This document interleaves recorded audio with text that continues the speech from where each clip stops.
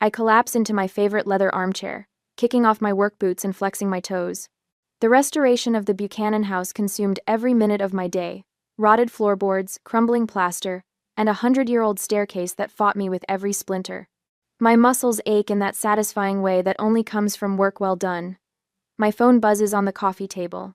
I ignored it at first, reaching instead for the glass of Cabernet I poured 10 minutes ago. The burgundy liquid catches the last golden rays of sunset through my Craftsman windows. The phone buzzes again, and again. I take a long sip and reach for it, thumbing through notifications. Another day, another dozen emails from contractors and clients. Then I see it. My thumb freezes mid-scroll. A photo of my sister Nyla draped in white satin, her face glowing beneath a delicate veil. The caption below reads, "Final fitting for the big day. Nyla and Travis, forever after." My breath catches. Wedding. What wedding? I swipe frantically through my feed.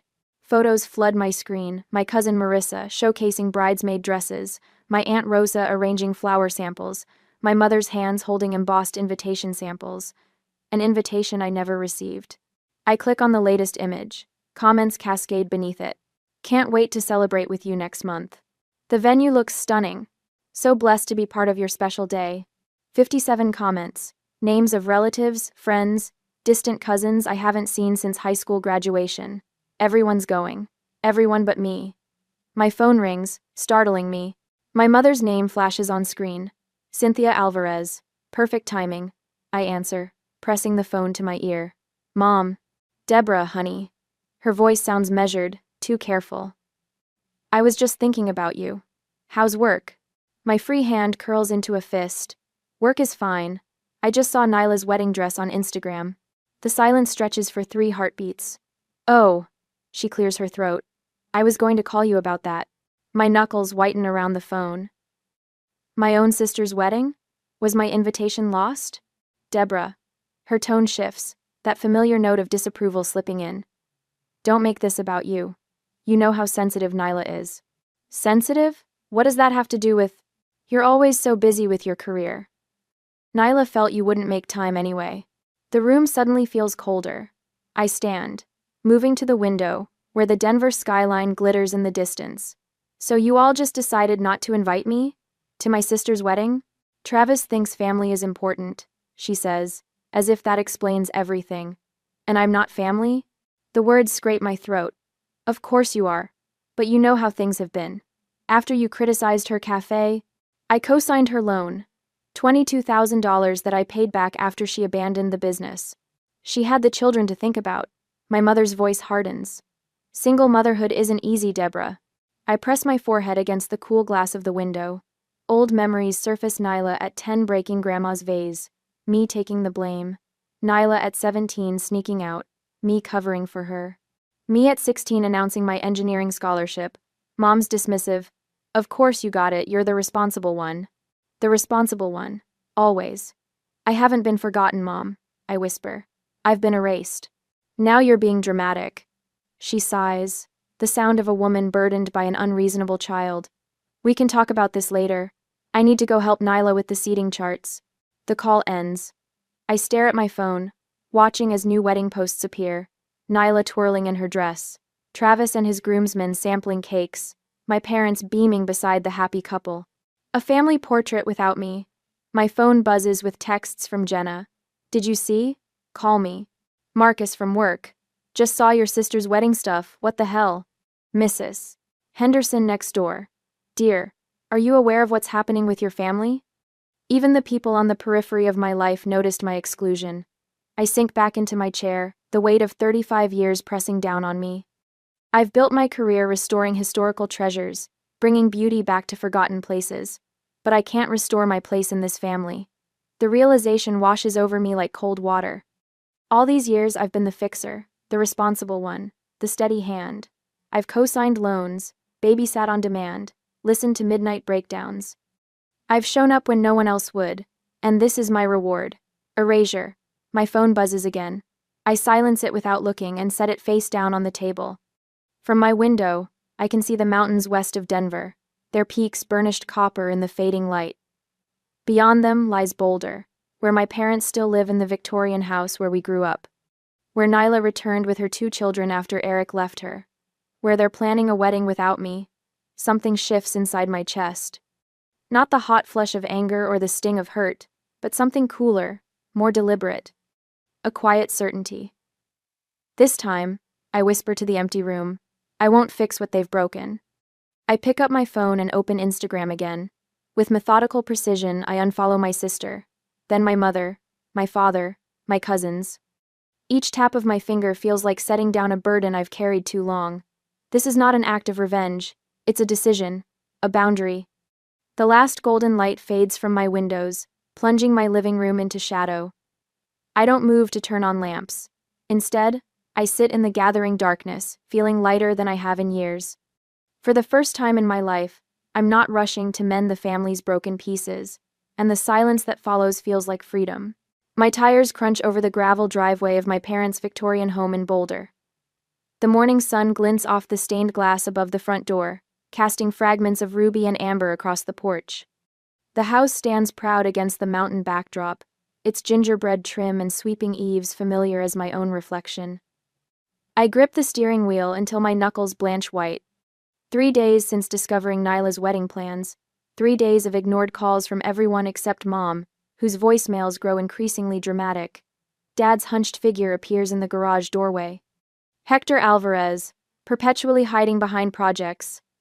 Today it's his 1967 Mustang, the one he's been restoring since I was in high school. He straightens when he spots my car, wiping grease from his hands onto a rag that's seen better days. His eyes darted toward the house, then back to me. He doesn't wave. I kill the engine and step out into the June heat. Dad. Debbie. He nods, retreating deeper into the garage. Your mother's inside. Of course she is. And of course he won't stand beside her for this conversation. Some things never change. The screen door creaks as I enter. The house smells of cinnamon and coffee, Mom's version of emotional armor. She appears in the kitchen doorway, face arranged in careful concern. Deborah. I was just about to call you. Cynthia Alvarez, queen of convenient timing. Coffee? I made your favorite coffee cake. I don't want coffee. I remain standing in the entryway, hands in pockets. I want to know why I wasn't invited to Nyla's wedding. Mom's smile falters, then reforms. Oh, honey, it's complicated. You've been so busy with your career. Don't. The word slices through her excuse. That's not a reason. She busies herself with the coffee pot, buying seconds. Nyla was afraid you might not approve of Travis. You can be. Intimidating. Intimidating? Because I asked questions when she introduced him after 3 weeks of dating? He thinks family is important, Deborah. She sets 2 mugs on the counter with trembling hands. And you've always been so. Independent. The garage door opens. Dad shuffles in, eyes fixed on the hardwood floor. Don't make things harder than they already are, he mutters. Harder for whom? I ask, heat rising in my chest. For Nyla? For Travis? For you two, who's always made excuses for her. Mom's eyes well with practiced tears. That's not fair. Fair? The word explodes from me. Was it fair when I co-signed that business loan for her cafe? $22,000, Mom. That's what I paid back after she abandoned it 9 months later. She had the children to think about, Dad interjects, finally meeting my gaze. After Eric left. Eric left 4 years ago. The cafe fiasco was last year. I step closer to them both. I've been making those payments while she posts vacation photos from Sedona. Single motherhood isn't easy, Mom whispers, and Travis is her second chance. Dad's voice strengthens with this familiar defense. He has a good job in pharmaceutical sales. He can provide stability. So she found her meal ticket, and now I'm embarrassing? The pieces click into a sickening place. Did Travis say he doesn't want me there? Their silence confirms it. He thinks I don't care about my family. I laugh, the sound harsh against the homey kitchen backdrop. That's rich, coming from a man who's known her for 7 months? Please understand. Mom reaches for my arm. This wedding means everything to her. After the cafe. After Eric abandoned her with the children. Emma and Lucas deserve stability, Dad adds. Always the children as shields. 8-year-old Emma and 6-year-old Lucas, wheeled out as justification for every bad decision Nyla makes. And what about me? I ask quietly. What do I deserve after paying her debts? After babysitting every weekend she had a date? After listening to her cry about Eric at 2 in the morning for months? You're stronger, Mom says, as if it's a compliment. You've always been the responsible one. The responsible one. The family ATM. The free therapist. The emergency babysitter. Never the sister worth including. I turn toward the door, suddenly exhausted. The weight of their expectations, their manipulations, feels heavier than the timber beams I installed in the Buchanan house yesterday. Deborah, please. Mom follows me. We're family. Family. I pause at the door. Is that what we are? Dad steps forward. Where are you going? Away from here, I say simply. If Nyla wants a perfect wedding, she can have it without me. I leave them standing in the doorway, faces painted with confusion, as if they can't comprehend that this time I won't absorb the blow. 20 minutes later, I slide into a booth at Copper Kettle, the coffee shop where Jenna works. She spots me and brings over a latte without asking, sliding in opposite me. That bad, huh? Jenna's known me since college. She recognizes the aftermath of family confrontation on my face. Worse. I wrap my hands around the warm mug. Travis doesn't think I care about family. That's why I wasn't invited. Travis, she snorts. The guy who's known your sister for 5 minutes thinks he gets to decide who cares about family? Apparently. Jenna glances around, then pulls out her phone. Speaking of Travis. She slides it across the table. Kelly took these last night at Downtown Lounge. The photos show Travis, arm wrapped around a blonde woman who definitely isn't my sister. They're laughing, heads close together. In the last image, his lips press against her neck. My stomach tightens, not with surprise but with bitter confirmation. When was this taken? Last night, around 11. I push the phone back toward her. And what am I supposed to do with this information? Jenna blinks. Tell your sister? Tell your parents? Stop the wedding before she marries a cheater? The old me would have done exactly that. Would have rushed to protect Nyla from herself. Would have absorbed her rage when she inevitably shot the messenger. No. The word feels foreign but right. I'm not doing that. I'm not doing that. Deborah. This time, I'll let the truth expose itself. I sip my cooling latte. I'm not invited to the wedding, remember? It's not my place to interfere. Jenna studies me across the table. This isn't you. Maybe it should be. The realization settles in my chest, not with guilt but with certainty. I've spent my life fixing Nyla's messes. Look where that's gotten me. Excluded from her wedding. Jenna concedes. Exactly. I straighten my shoulders. So let Travis be Travis. Let Nyla make her choices. I'm done being the family safety net. And if she marries him? Then she marries him. The words should hurt more than they do. I can't rescue someone who doesn't want to be saved. For the first time in my life, I don't rush to prevent a disaster heading toward my family. The discomfort of inaction sits heavy in my stomach, but beneath it runs a current of something unfamiliar. Relief. I pour myself a glass of Cabernet and settle into my window seat, the Denver skyline glittering against the night. My phone sits face down on the coffee table, deliberately silent. 3 weeks have passed since I discovered my exclusion from Nyla's wedding, and today is the big day at the Ridgewood estate. The Ridgewood. Even the name drips with old money and exclusivity. According to Jenna's intel, Mom spent weeks arranging white roses and gold accents throughout the historic mansion. 150 guests. Local press covering the union of Travis Reed, prominent engineer, and my sister, the perpetual damsel. I take a slow sip, savoring the wine's complexity. For the 10th time today, I resist the urge to check social media. What good would it do? Instead, I reach for my dog-eared copy of Restoration Ethics in Historical Architecture. Work always centers me. But my phone buzzes, rattling against the wood. Then again, and again. Something in the persistent rhythm sets my teeth on edge. I set my book aside and pick up the phone. 27 notifications, all in the last 4 minutes. My thumb hovers over the screen. Part of me wants to shut it off completely, finish my wine in peace. But an old instinct, that responsible one reflex, makes me swipe. A video fills my screen. Shaky footage from Ridgewood's grand ballroom. White roses everywhere, just as Jenna described. Guests in formal wear clustered against the walls. And in the center, Nyla and Travis. My sister's mascara streaks down her face, her perfect white dress crushed in her fists as she screams something unintelligible. Travis towers over her, his tuxedo jacket unbuttoned, tie askew. His face contorts with rage.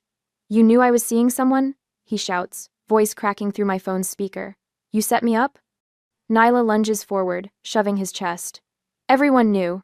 You weren't exactly discreet." Then it happens.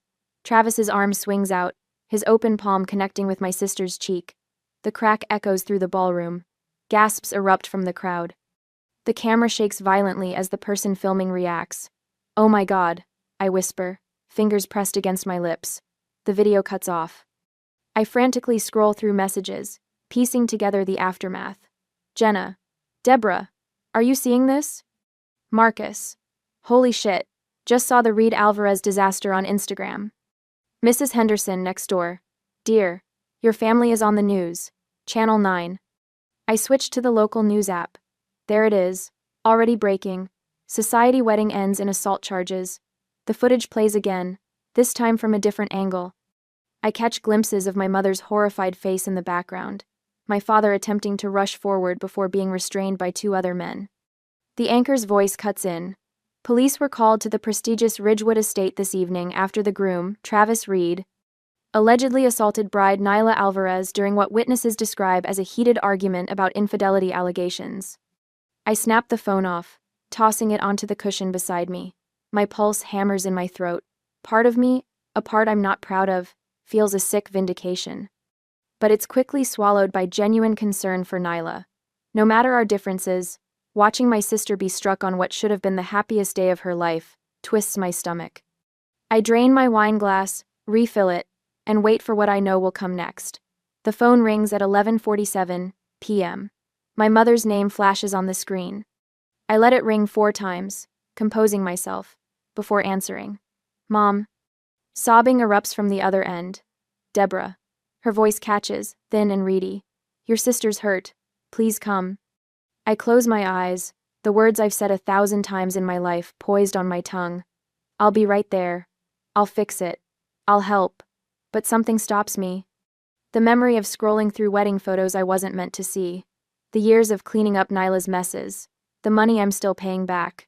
"I wasn't invited, Mom," I say quietly. "Showing up now would only make it worse." Silence stretches between us, so profound I can hear her breathing hitch. "But she needs you," Cynthia finally whispers. "She always needed you." "No," I corrected her gently. "She needed Travis. She needed security and status and a fairy tale wedding. What she needed from me was my absence." "That's not fair, Deborah." "I know." I swirl the wine in my glass, watching it catch the city lights. Neither was excluding me. More silence. I can almost see her face, the calculation behind her eyes, searching for the leverage that always worked before. The guilt, the family responsibility, the Deborah will fix it certainty. "I'm sorry about what happened," I add, my voice softer. "Truly, no one deserves that. But I'm not the solution this time." The line goes dead without another word. I stare at the phone, feeling something fundamental shift inside me.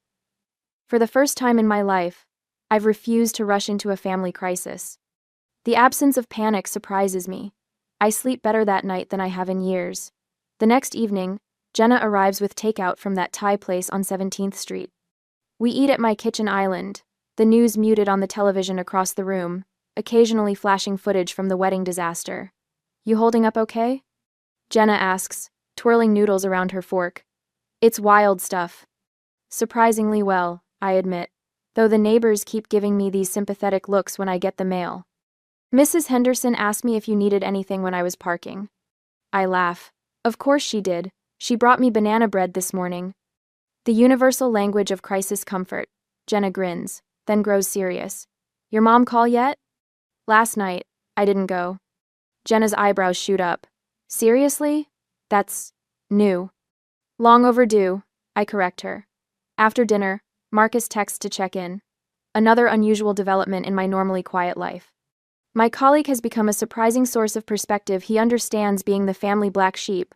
"Saw more footage on the news. You okay?" He writes. "Better than expected." I reply. "Good. Some families only value you when they need something fixed. Trust me, I know." His words settle into me like the truth. I'm still thinking about them when a knock sounds at my front door just after 9. Through the peephole, I see my father, soaked from the sudden downpour, standing on my porch without an umbrella. Water streams from his silver hair down his weathered face. He looks 10 years older than when I saw him last. "Deborah," he calls, voice barely audible through the door. "Please, I need to talk to you." I lean my forehead against the cool wood, feeling the vibration of his knocking against my skin. "It's about the house," he adds, desperation cracking in his voice. "The bank is threatening foreclosure." My hand freezes on the doorknob. Foreclosure? My parents have owned that Victorian home for 35 years. Part of me wants to pretend I'm not home, to let him stand in the rain and feel what abandonment tastes like.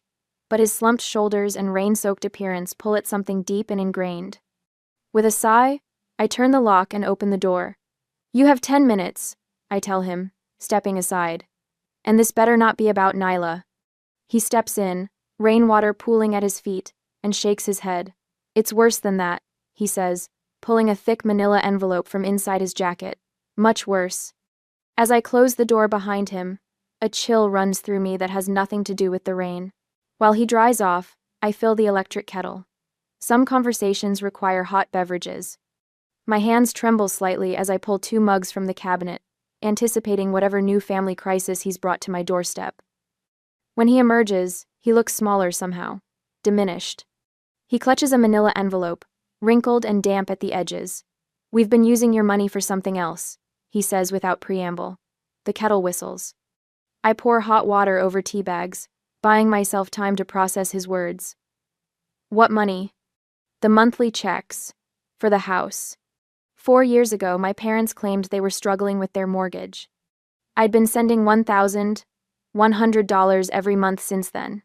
For the mortgage," I say slowly. "That's what you told me." "Not exactly." He slides the envelope across my dining table. "It was for a loan. A home equity line of credit." I open the envelope, spreading the contents across the polished wood. Bank statements, loan documents, notices of pending foreclosure proceedings. My eyes catch the loan amount, $195,000. "You took out a HELOC?" He nods, eyes fixed on his hands. "For Nyla. After Eric left, the kids needed stability." I scan the paperwork, blood turning cold as I spot the co-signers, Cynthia Alvarez and Nyla Alvarez. "Dad, Nyla hasn't lived in that house for years. How could she co-sign?" "Your mother." He stops, swallows hard. "She told the bank Nyla was living with us." Understanding crashes down. So the money I've been sending was going toward the HELOC payments, not the original mortgage. I grab a calculator from my desk drawer, punching numbers with trembling fingers. 4 years, 12 months, $1,100 each month. $82,000. My voice sounds distant, as if someone else is speaking.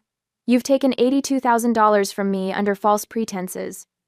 "Deborah, where did the money go?" I demand, slapping my palm against the table. A mug jumps, spilling tea across the statements. Neither of us moves to clean it up. Nyla's debts, the legal fees after Eric left, the down payment on her house. Travis had requirements about where they would live. I laugh, a harsh sound that surprises even me. Travis, the man who hit her at their wedding, that's who got my money? Dad doesn't answer, which is answer enough. I stand, moving to my office with mechanical precision, return with my phone and digital camera. Begin photographing every document. "What are you doing?" he asks. "Documenting fraud." The camera shutter clicks with satisfying finality. Bank fraud, specifically, falsifying residents' information on a loan application. "You can't." I absolutely can. I continue photographing, hands steady now. And I will. "It would destroy your mother. Nyla's kids." "Don't." I hold up one hand. "Don't you dare put this on me. I'm not the one who lied. I'm not the one who stole." His face crumples. "We never meant." "Yes, you did." I set the camera down, meeting his eyes directly. "You meant every bit of it. You just never expected to get caught." My phone buzzes. A text from Marcus, my colleague. "Bank contact info coming your way. My cousin's in mortgage fraud investigations." "How much is left on the HELOC?" I ask. "About 70,000. Dad rubs his face. "The foreclosure notice came yesterday. They're calling the entire balance due." I resume photographing, capturing every signature, every false statement. Dad watches in silence, the magnitude of what they've done finally sinking in. Why now? I ask finally. Why tell me after all this time? Your mother thought we could refinance, but no bank will touch us after the wedding fiasco hit the news. He hesitates. And I couldn't live with it anymore. Not after you were excluded from the wedding.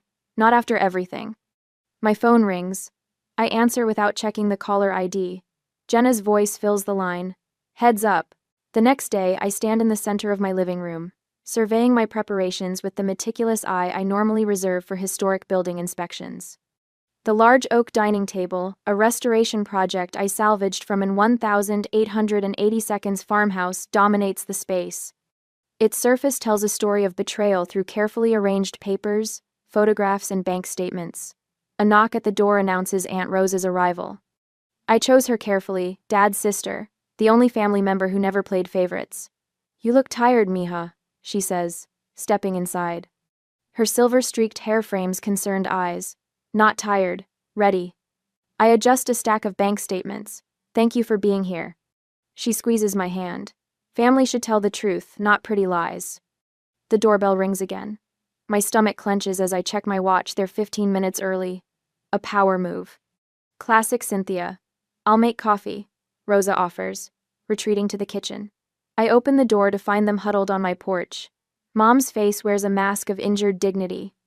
Dad studies his shoes. Nyla stands slightly behind them, arms wrapped protectively around her middle. Come in.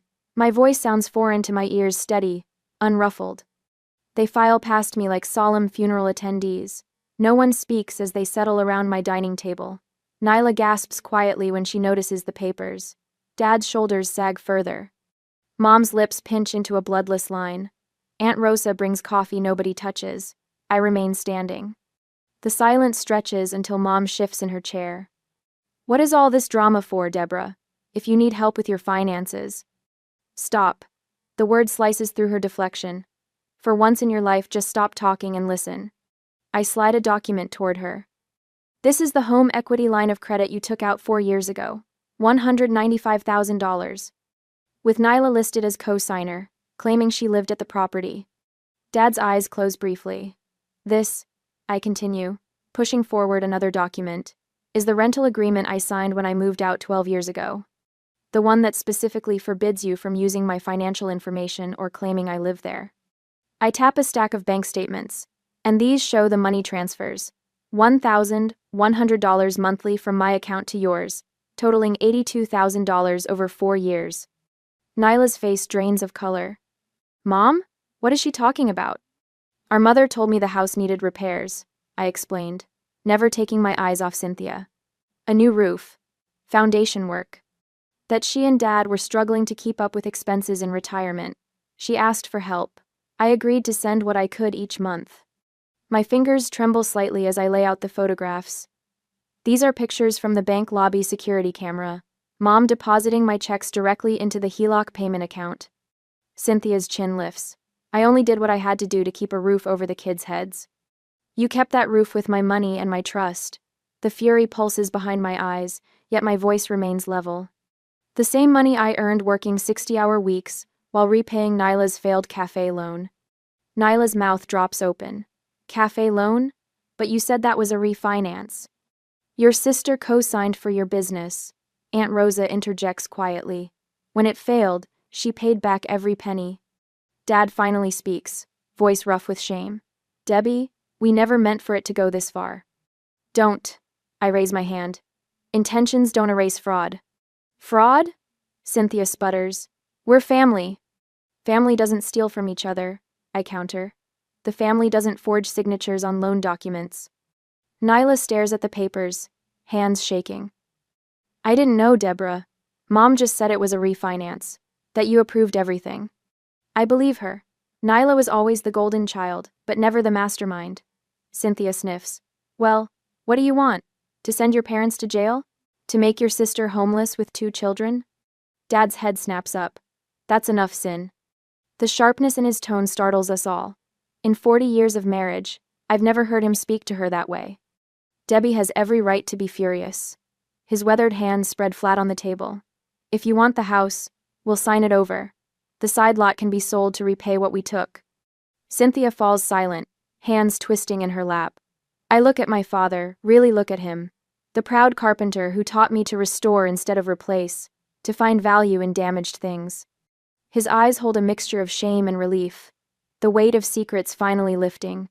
I don't want your house, I say. I just want this to end. Aunt Rosa takes a notebook from her purse. I've spoken with a friend at First American Title. We can do a quitclaim deed for the side lot today, transfer it directly to Deborah.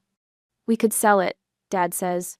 The Miller boy next door has been asking about it for years. I want to expand his garden. 2. Fine. My mother's voice is clipped. I don't need an apology, I tell them, surprised to discover it's true. I just need peace. The room falls quiet again, but the quality of silence has changed. No longer tense with unspoken accusations, but heavy with truth finally acknowledged. 2 weeks later, we met at a title company downtown.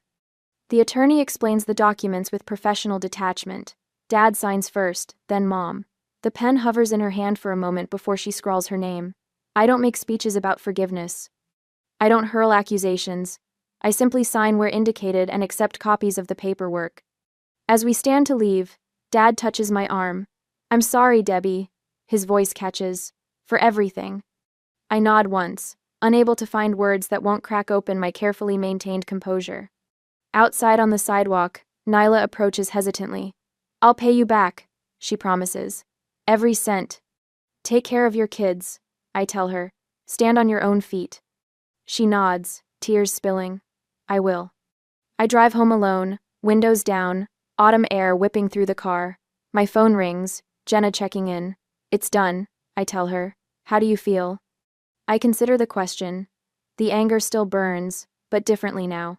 Not the hot flash of betrayal, but something controlled, useful.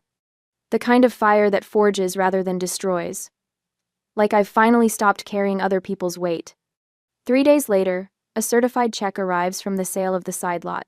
I study the numbers, calculating what it will and won't cover what I've lost. Not everything, not nearly enough.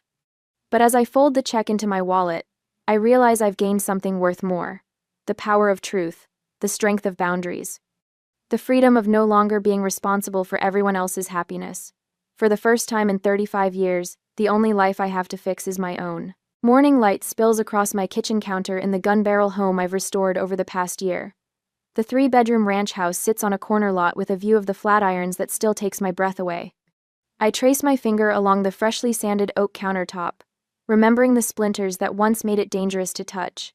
My phone vibrates against the granite island. I glance down, expecting another message from Balance Forward about tomorrow's financial abuse workshop. Instead, Nyla's name appears on my screen. Thank you for letting me make things right. The kids miss you. 1. I set down my coffee mug, feeling neither the sharp sting of anger nor the heavy weight of obligation that once accompanied her name, just calm awareness. Through mutual friends, I've heard snippets of Nyla's new life. 3 jobs, no handouts. Standing on her own feet for perhaps the first time since high school. Emma walks herself to school now. Lucas joined Little League without anyone forcing him. I type my response carefully. I'm free Saturday afternoon if you'd like to bring them by. Her reply comes instantly. Just me first. We need to talk. I added a condition without apology. 2 o'clock, I have plans at 4. The boundaries feel natural now, not selfish. Saturday arrives with a gentle rain that patters against the living room windows. When Nyla's compact sedan pulls into the driveway, I notice the missing hubcap, the small dent in the passenger door. No more luxury cars purchased with other people's credit. She stands on my porch, clutching a small wooden box, her knuckles white. Rain droplets cling to her hair, which hangs straight and uncolored for the first time since she was 12. You look different, I say, stepping aside to let her in. 3 jobs will do that. She attempts a smile, but her voice lacks the practiced charm she once wielded like a weapon. No time for highlights when you're cleaning office buildings at night. I lead her to the kitchen, where 2 mugs of tea steam on the island. No wine. No illusions of false intimacy. This is for you. She places the wooden box between us. Dad found it when they were clearing out the Victorian. I lift the hinged lid. Inside rests our grandfather's pocket watch, its gold case tarnished with age. The one meaningful heirloom neither of us received when he died. The one thing I'd wanted. How did you know? I ask, lifting it carefully. You mentioned it once, when we were teenagers. She watches as I wind it gently. The mechanism clicks, then begins to tick with surprising strength for something so long forgotten. Maybe time doesn't erase mistakes, I say, but it teaches you when to stop repeating them. We sit in silence as rain taps against the windows. Not uncomfortable, not forced, just two adults acknowledging truths too long buried. What did you do with the money? She finally asks. From the land sale? I meet her gaze directly. I didn't keep it, Mom said. I opened accounts for Emma and Lucas, college funds. Her eyes widened. After everything we did? I'm done rescuing adults, I say, feeling the rightness of these words. But kids, they still deserve a chance. When she leaves an hour later, we don't hug. We don't make promises about holiday gatherings or shared vacations. But something has shifted, like a bone finally set properly after years of painful misalignment. That evening, I sat alone on my porch swing, watching sunset paint the mountains gold. My journal rests open on my lap. Today's entry simple but complete. The softest revenge is peace and quiet. No bitterness curls through my chest as I write these words. No burning need to make things even. Just calm certainty that I've found my way back to myself. In that stillness, I finally feel free.